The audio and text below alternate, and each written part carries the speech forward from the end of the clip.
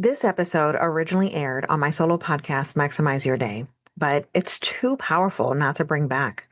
Now, as part of Married to the Hustle, the show I co-host with my husband and business partner, Alex, we're expanding the conversation around mindset, boundaries, and what it really takes to thrive in life and business.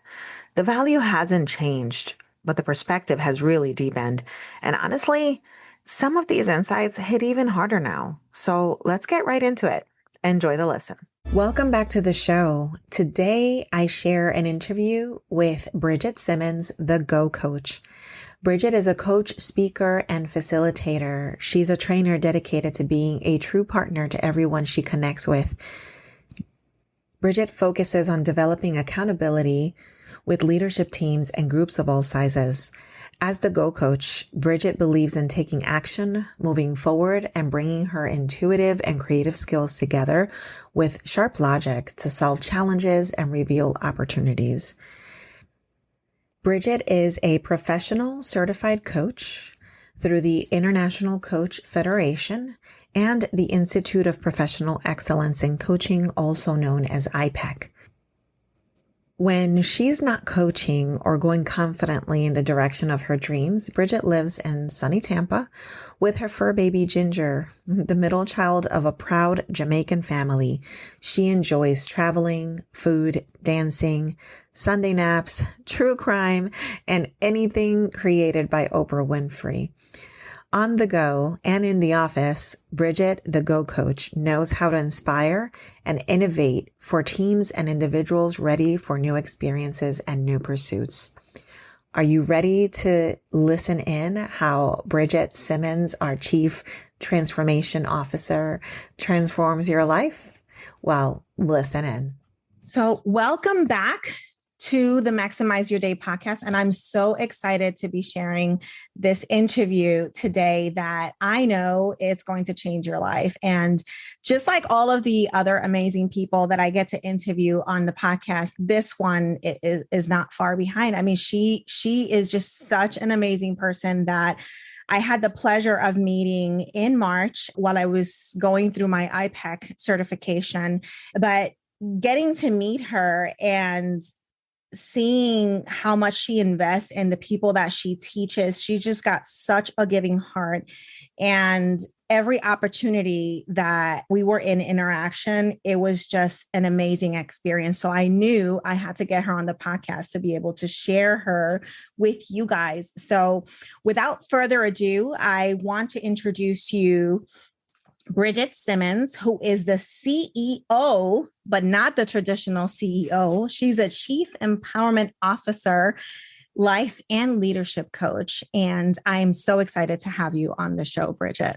Oh, what an intro. Thank you so much, Jessica. I feel so honored and blessed to have met you and connected with you, and that you've invited me here to have a conversation. Very, very excited. Absolutely. Absolutely. So let's jump right in. I love the experience that you were able to share with everyone, but of course, I know part of your story and the audience doesn't. So tell us, who are you and how you got started in the journey that you're in right now? So I love that question. Who are you? I've, as a coach, gone through so many types of courses like IPEC. I was a student sitting in your seats at one point, and I geek out on all things personal growth and development. So when you said the question, who are you? My simplest answer to that is I am love. So I've whittled everything that I am to pure love, and everything that I do stems from that being that I know that I am, which is love. But people want to know more than that, typically. So I am a daughter, a sister, a loving friend and fun comedian to anyone around me. I enjoy elevating people and supporting people and becoming who they know themselves to be, that they can answer that question with a sense of ease and confidence. And so, yeah, I'm a coach. I love everything sunshine and palm trees. I'm from the beautiful state of Florida and come from the island of Jamaica, my parents and my heritage. So island things and tropical places is kind of in my bones. I love that. Mhm. Being in Florida too, I'm actually a New Yorker turned Floridian. So I love it here. And I had some years in Puerto Rico also. So I totally understand the whole Caribbean islandy, I don't think I'll ever leave Florida. From here, from Central Florida, I'm moving to the beach. Yes, So, that's my next move too. I'm like, there's no place else to go but the edge of some water. right, right. Why would you go inland after this? Exactly, exactly. So tell me, what inspired you to become an entrepreneur? Oh gosh. Well, both my parents are entrepreneurs, my dad longer than my mom. So it's always been something that's been in front of me. And interestingly enough, recently I was hanging out with my mom and was asking her what my grandfather did, her father, because I never met her. And she was actually raised by her aunt. So I knew her aunt as grandma more than my grandfather, who I never met. And he was an entrepreneur. And I'm like, oh my goodness. So he used to collect taxes in Jamaica.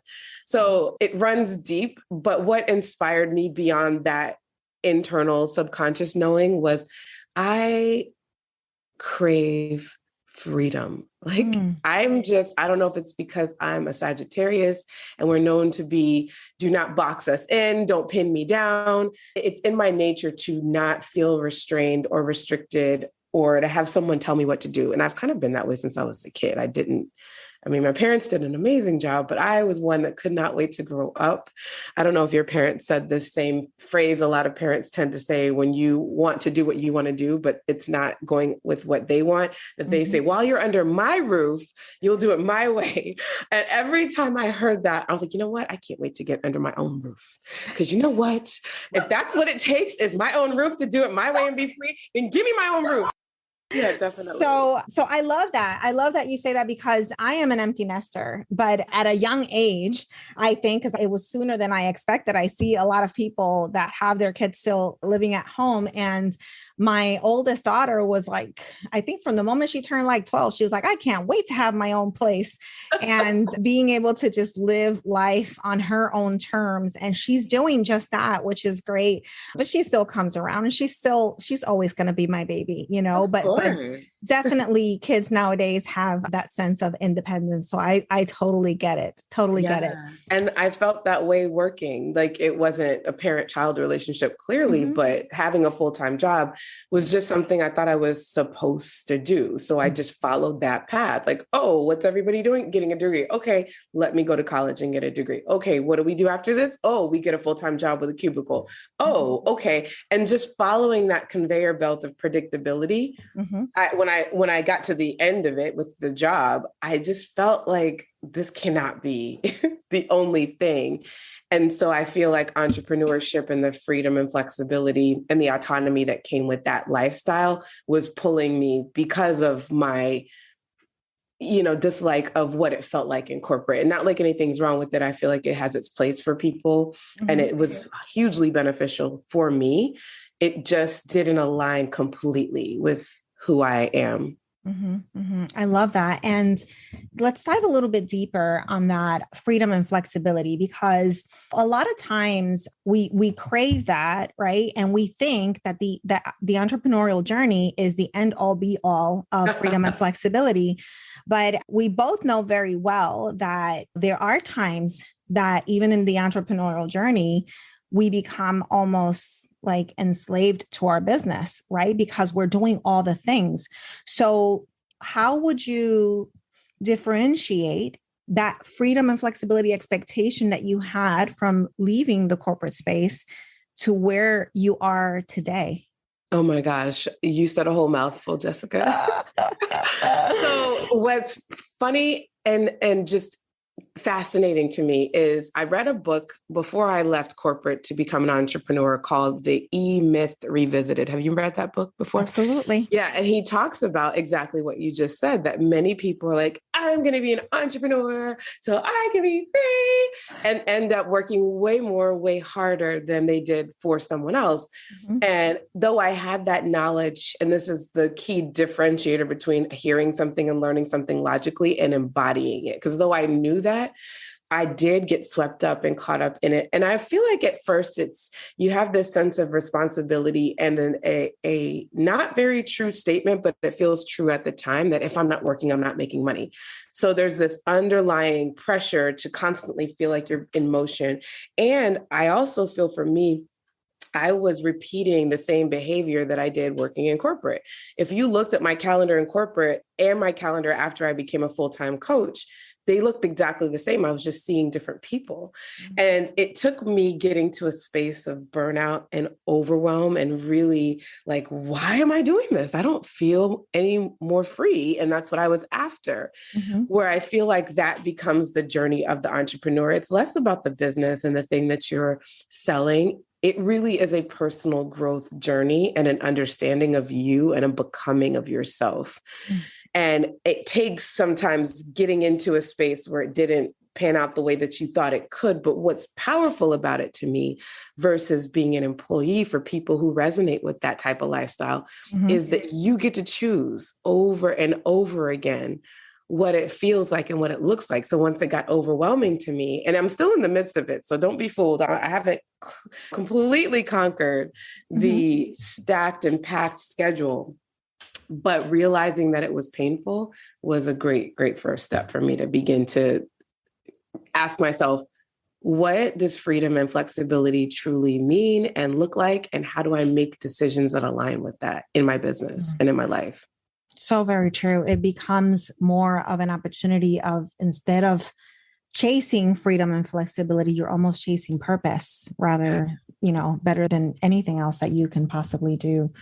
So powerful. And I've been there because, as you know, I left the corporate space too and found myself in the same position. My calendar was so full that even my family members had to let me know when was a good time to call. And it's not a good feeling, right? To be able to do that. So you said something really important that resonated with me, which was becoming of yourself.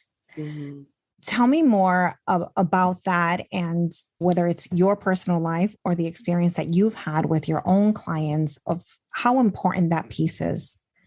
Oh, for myself and for my clients, both, for every human being, I'm growing to understand that when we were born, we have a sense of limitlessness and fullness that if our parents had an understanding of that when they had children, they would likely raise children differently. But most of us just become products of what and who raised us and so forth. And then the pattern continues.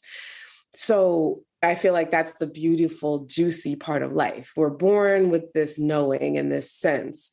And if the outside world, i.e. our household, doesn't foster that and pull it out of us and enhance it, but instead puts on us expectations and rules and lets us know as young people, oh, that's acceptable, that's not. That then forms us into a space that may or may not align with our actual true nature that we popped up on the earth with. So then when we get out of the house and we're under our own roof, so to speak, we then get the opportunity to become. And it really it's not a shift or a change. It's actually a returning to what you were when you were born, that before all of the rules and pressures and expectations and disappointments and heartbreaks and the things that molded you become what you think is true, that the becoming is what life is really about. And it doesn't have an endpoint to it. There's a constant and persistent unraveling and discovery of ourselves that, quite frankly, not a lot of people take full advantage of, that they get to change their mind, that they get to be, how kids play pretend, and one day they're a ballerina and the next day they're a firefighter. We get to play that same way, but oftentimes adulthood becomes this space that we feel we are just stuck, we're too old or stuck doing what we've always been doing or what the family's always been doing. So yeah, becoming is the crux of what life is about for me and for the people I work with as a coach. I love that. And you hit it right on the nose about there's no destination to it. It just, you never stop evolving. And one of the things I say when I'm working with entrepreneurs is where you are now is not where you'll be a month from now, 3 months from now, 6 months from now, because as your vision evolves, your business evolves, and you're in a constant period of growth. So it never ends. Yeah. And not to judge that. Mm-hmm. Like, I love that you said that. It makes me smile. I think about there's a retreat that I'm planning for October, and it had one name for the last 3 weeks. And I talked to my retreat coordinator, curator on Friday, Mm-hmm. and now it has a whole different name. And I'm like, oh, this is it. This feels more aligned. And there was part of me that wanted to judge, like, oh man, what am I going to look like? Switching it up. And then I'm like, nope, this is it. And we get to do that. We Mm-hmm. really get to evolve and shift and change and see what feels right, what doesn't, and respond to that. Absolutely. Absolutely. What would you say is your biggest pet peeve? Oh man, my biggest pet peeve is stagnation. Tell me more. So I'm growing into knowing I don't always have to be in motion, kind of like our conversation a few moments ago around just booked and busy and hustle. I don't like that. And I don't feel like it's necessary. I think rest is luxurious and necessary and powerful, just as powerful as achievement. However, stagnation is going against nature to me. Our natural want, and anything that's living wants to expand and take up space and grow. Even if it seems and appears to be at rest, it's still in that space of expansion and growth. So when someone or even an organization or a unit refuses to grow for whatever reason, sometimes it's a fear of the unknown, sometimes it's whatever it is, that is one of my biggest pet peeves, is not wanting to stretch and grow and be open-minded or challenge the status quo. And understandably so, change is uncomfortable. We love and live for comfort. But if your choice is to remain stagnant, then, okay, I'm going to leave you right where you are. It irks me, but I wish that wasn't the case right now. So good. It's funny that you say that because I have like a little affirmations thing. Obviously people can't watch it, but it's right on my desk and I bought it on Amazon. And today for April 25th, it says, one's mind, once stretched by a new idea, never regains its original dimensions. So it's like right aligned with what you're saying and avoiding being in that status quo. You mentioned also resting. A lot of people can look at resting or even self-care, which seems to be like the trend, the topic that everyone talks about now. They look at that as if it's wrong to do. It's wrong to have rest. It's wrong to spend a little self-care time, whatever that looks like for you. So what are your thoughts around self-care? Oh, it's critical. Like the way I look at it is yourself is what you're using to drive whatever you're trying to drive. And if you don't take care of that self, then how much more can you drive that thing? It's like a vehicle. If you don't maintain it and take it in for its regular tune-ups and oil changes or turn it off, park it. If you just drove and drove and drove and drove, how long will that vehicle take you where it needs to go with as much power? How much can it maximize the use? And if your vehicle is your body, your physical body, and you don't take time to maintain it and see to it that it's taken care of, how much can you maximize its use? So yeah, self-care is critical. I call it luxuriating. It's my favorite thing, to just lay and stare at the sky. And some people think it's, I got to get a massage. It really is as simple as taking a moment to breathe or saying no to something that you truly don't want to do. Is taking care of yourself and paying attention to the signals and signs that yourself is constantly giving us versus just barreling through them just to get things done. I feel like a lot of us, especially in this generation, are coming from a generation that built the country and or immigrated to the country, and a lot of times take on those types of mantras and beliefs that mentality and that mindset was needed, or at least they thought that was needed, and that type of grit and gotta keep going. There's no time to rest. It made sense why that was relevant for that time and space. But there comes a point where we can question, what do I believe about work and grinding? What do I believe about rest? And where did I get that belief from? And how is it serving me current day? Did I just take it on and adopt it because my grandfather was a hardworking man?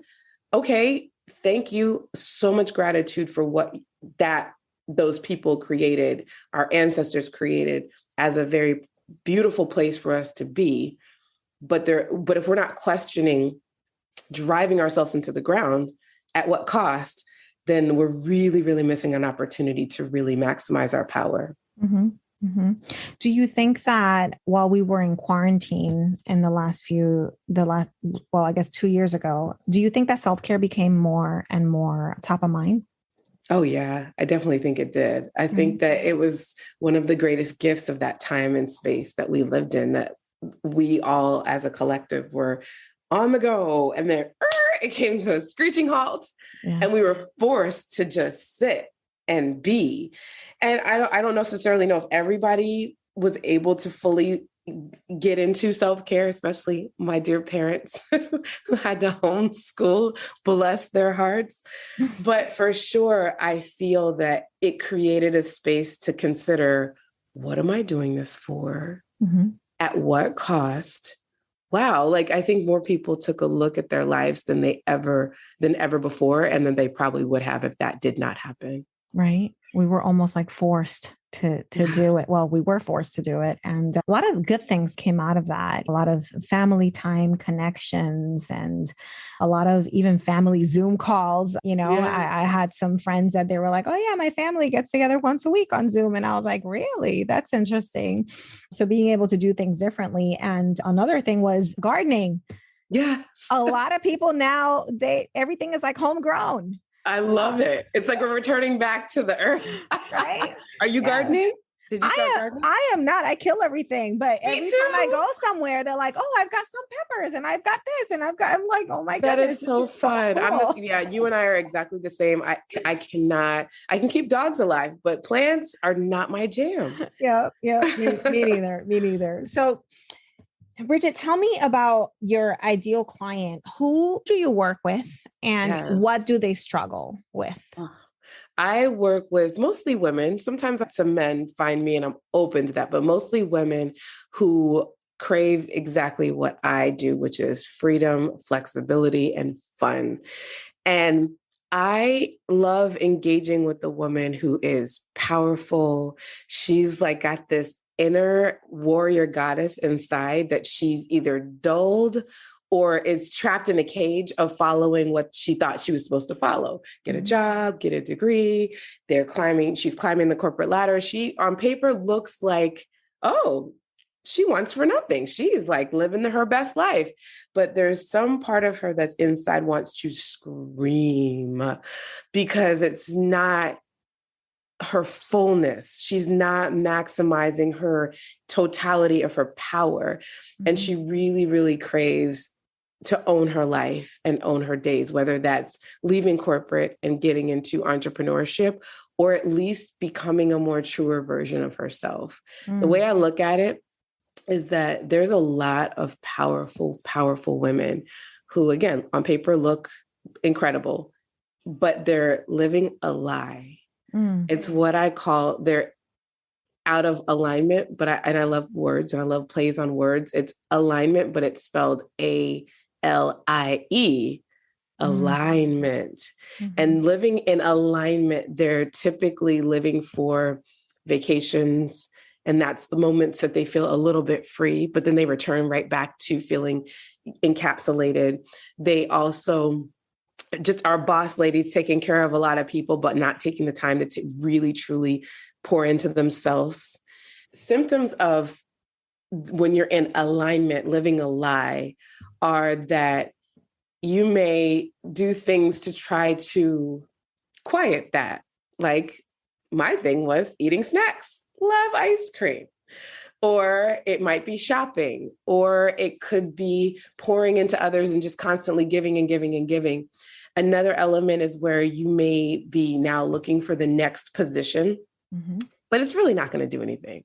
It's that momentary, like, okay, I feel like I'm growing, but it's just the repeat. Like what they're really seeking is true alignment, spelled properly, ALIGNMENT, where the alignment just feels like peace. It feels like love. It feels like there's a sense of fullness, because these women that I love to work with, they want to leave this earth and this planet with a sense of legacy, and not as though they need to be on the world stage and be famous, but they truly desire and deserve. And what I do when I work with them is connect them to meaning, that sense of meaning, the most powerful thing that we all have the ability to create in our lives.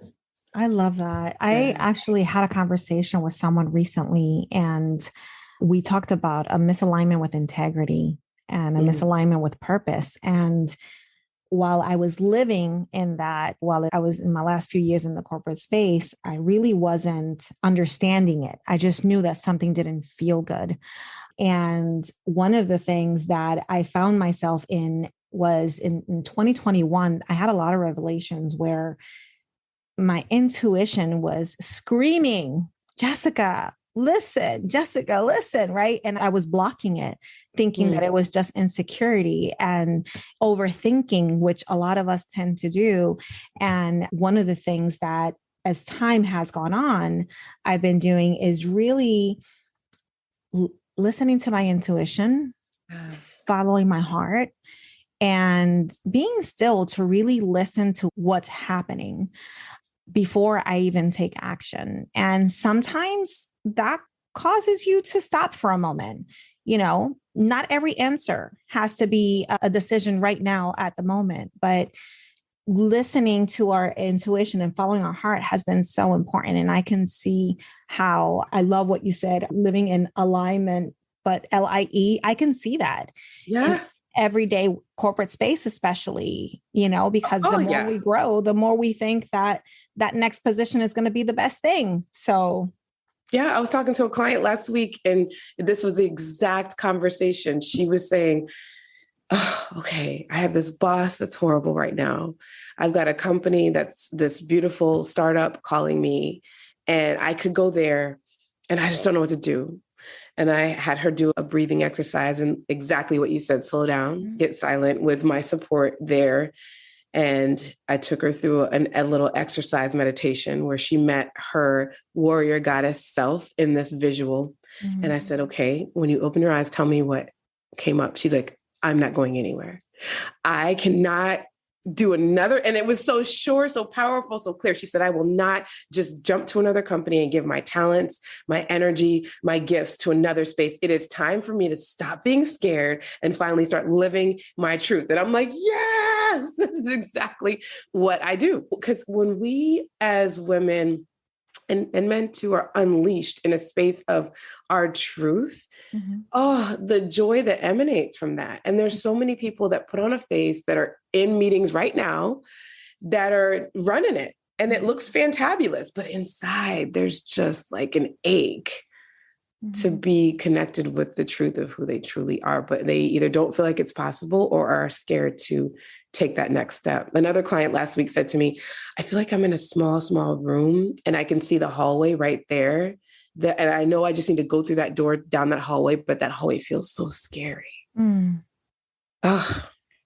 Goosebumps. You're giving me goosebumps, girl. Yes. Because it's so real. And, community is so important to be able to surround yourself with the right people. And as someone, I'm a coach and I hire coaches, right? Because we all need a coach in our life. And I think it's so powerful what we do because, we can go to counseling all day long and deal with trauma, right? So counseling really helps us deal with the past.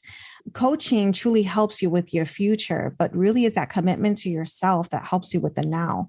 And a lot of times it takes a coach to be able to help you define that.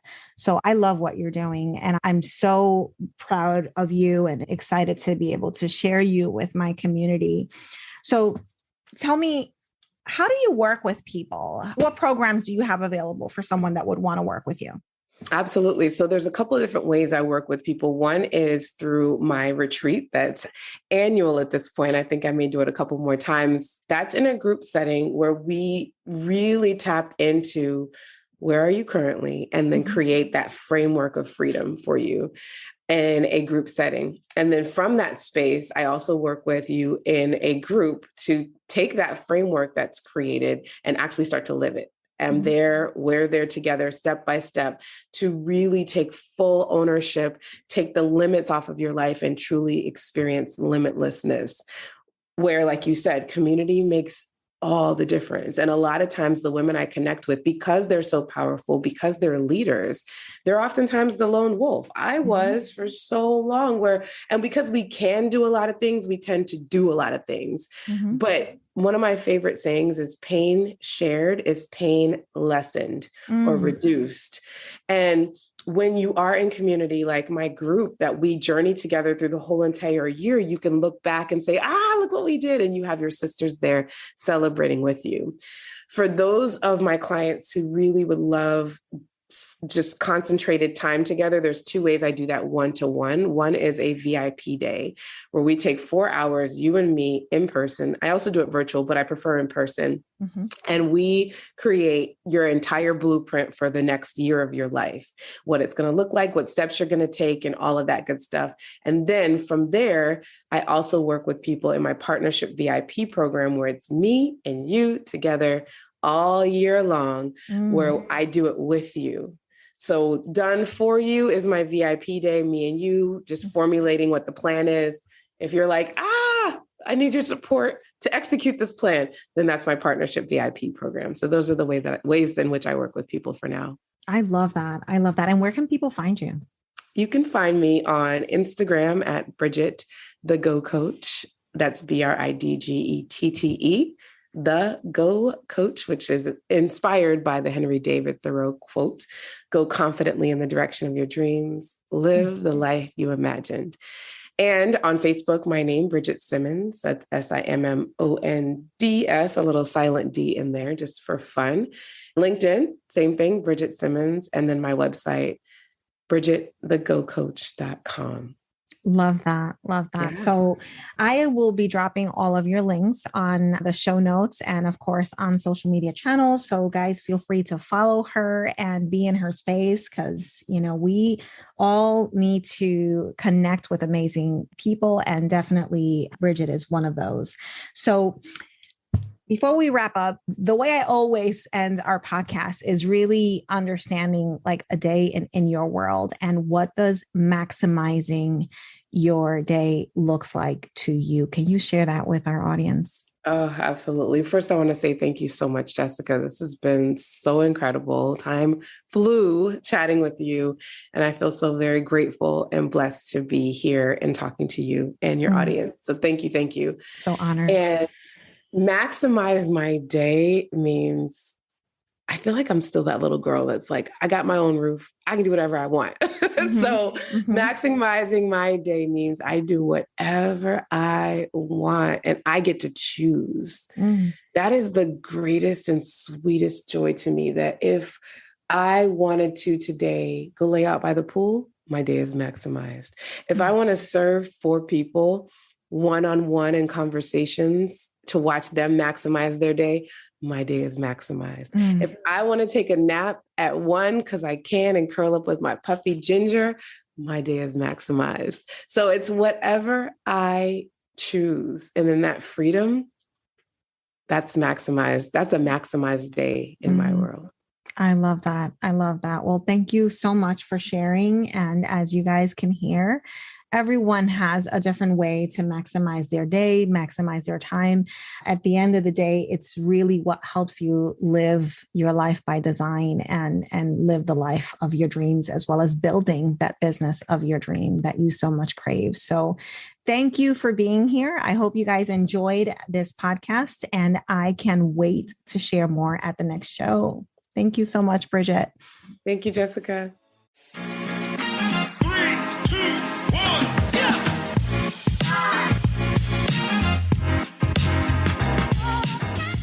That wraps up another episode of Married to the Hustle.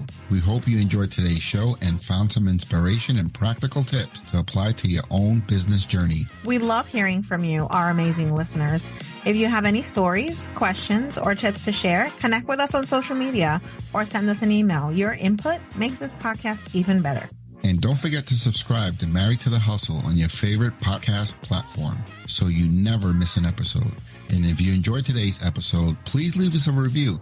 It really helps us grow and reach more entrepreneurial couples like you. Join us next week for more exciting stories, insightful interviews, and valuable advice. Until then, keep hustling, keep thriving, and keep loving what you do. Thanks for tuning in, and happy hustling. Wanna hear you go.